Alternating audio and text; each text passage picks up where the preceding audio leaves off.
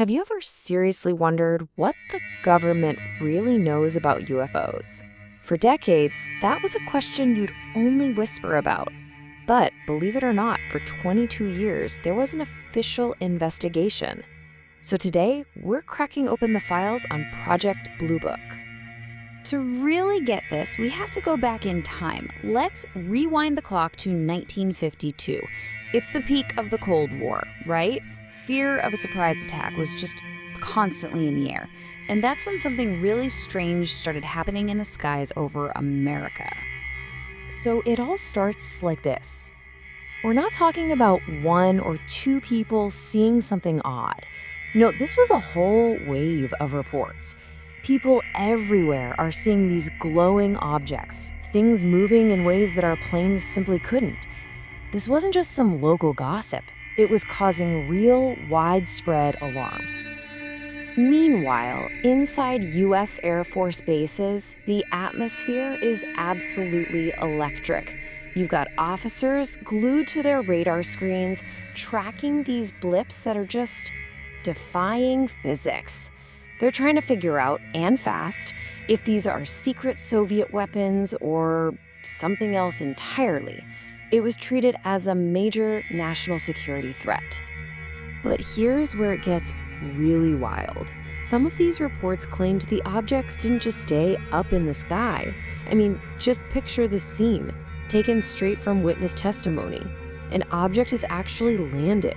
Military officers are approaching it, hearts pounding, and their flashlight beams are shaking on what looks like the metallic hull of some unknown craft. And then, poof. Just as suddenly as it appeared, it's gone. No sound, no trail of smoke, no tracks left in the dirt. Nothing. The object just vanishes, leaving these guys standing in the dark with a mind-blowing story and a whole lot of questions.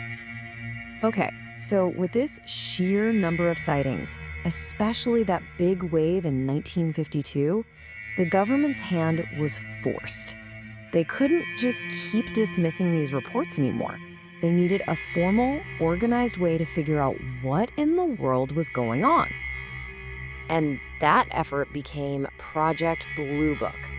This was the official U.S. Air Force program with a huge job: collect, analyze, and classify every single UFO report they could, and, most importantly, determine if any of it was a threat to national security.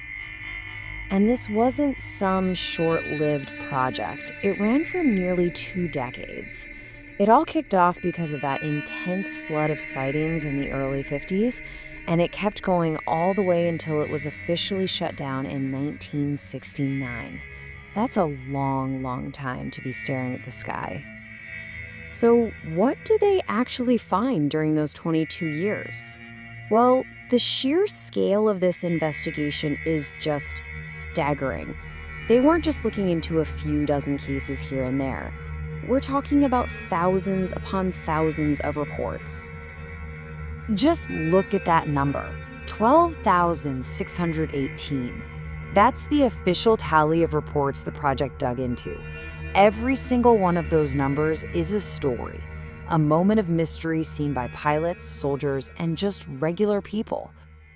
And this chart really breaks it down perfectly. Now, the project was successful in explaining most of the cases. They turned out to be things like weather balloons, normal planes, bright stars, or even just straight-up hoaxes. But take a look at that other slice of the pie. This right here is the absolute core of the mystery that just won't go away. After all the work by trained investigators, over 700 of these cases could not be explained away. These weren't just some vague lights. Many were super detailed reports from credible witnesses that remained officially unidentified. So, with hundreds of cases still totally up in the air, you'd think the investigation would ramp up, right? You'd want to dig deeper. Well, that's not what happened. In 1969, the government just decided to close the book on Blue Book. The official line was that the project found zero evidence of a threat to our national security. And, get this, no proof of extraterrestrial vehicles. But for the public, who knew that hundreds of cases were never solved, that conclusion it didn't feel right.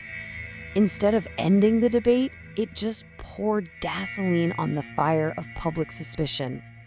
And in the end, that's really what we were all left with. The project was done, the reports were filed away, but the biggest questions, the ones from those 700+ cases that were truly unidentified, they were just locked away in a government file cabinet.